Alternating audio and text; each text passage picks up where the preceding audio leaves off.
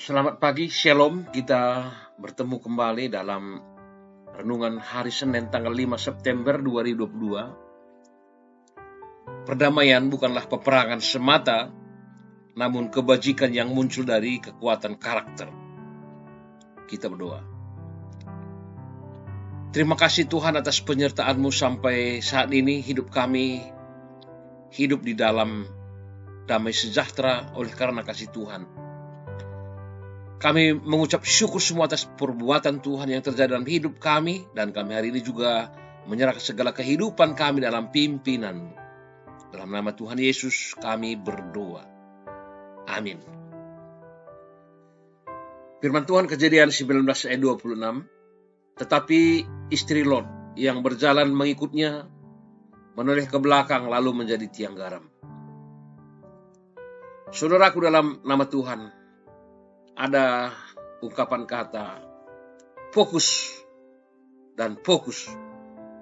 Kata-kata ini seringkali diteriakkan oleh sang pelatih di pinggir lapangan ketika melihat atletnya sedang kehilangan konsentrasi saat bertanding.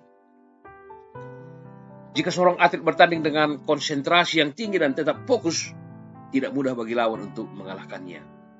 Tetapi sebaliknya, setinggi apapun teknik yang diajarkan oleh pelatih, tapi jika si atlet tidak dapat berkonsentrasi atau tidak fokus dalam pertandingan, maka hasilnya pasti akan mengecewakan. Sodom dan Gomora terlihat indah dalam pemandangan Lot sehingga ia berani untuk memutuskan tinggal di sana. Namun sayangnya sikap penduduknya sangat jahat dan dapat mempengaruhi keluarga Lot untuk jauh dari Tuhan.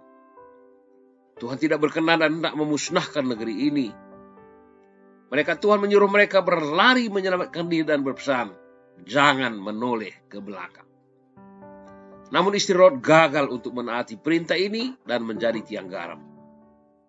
Istri Lot ternyata tidak berani melepaskan kenyamanan yang selama ini dia peroleh. Hatinya ingin kembali, walau sebenarnya ia harus menerima apa yang lebih baik yang akan disediakan oleh Allah dalam hidup, terutama untuk masa depannya.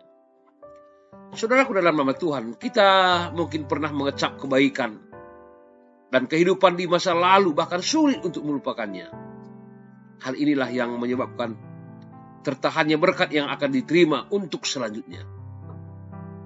Belajar untuk berani dengan iman dalam melepaskan kenyamanan di saat Tuhan menghendakinya, sebab Tuhan pasti tahu dan memberi apa yang lebih baik.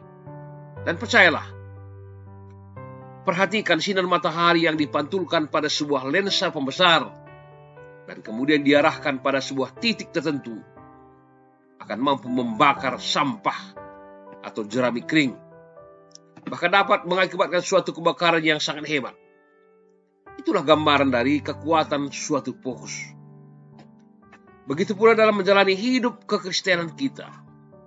Kita harus fokus kepada sasaran, yaitu mencapai kedewasaan iman, sehingga menjadi serupa dengan Kristus dan mengerjakan panggilannya dalam segala hal. Sesungguhnya kita semua sudah lebih dahulu diberikan Tuhan kekayaan dengan berbagai talenta, kemampuan. Namun sayang, semuanya itu masih kurang berkembang karena kita terlalu fokus kepada kemampuan orang lain, kehebatan orang lain. Ibarat orang lari, kita sibuk nengok ke kanan, nengok ke kiri sehingga mudah terjatuh. Memang seringkali kelebihan orang lain kelihatan lebih hebat dan lebih mendapat pujian daripada kelebihan kita. Namun tetaplah bersyukur atas kelebihan apapun yang sudah Tuhan berikan dalam hidup kita. Maka sekarang fokus dan jadikan kelebihan yang kita miliki sebagai modal untuk terus membangun kesuksesan di tengah-tengah kehidupan kita, terutama memuliakan Tuhan, agar hidup kita berguna dan menjadi berkat bagi dunia ini. Amin. Nyanyian rohani kita, berkat kemurahan-Mu. Menjuah-juah, salam sukacita, dan salam sehat.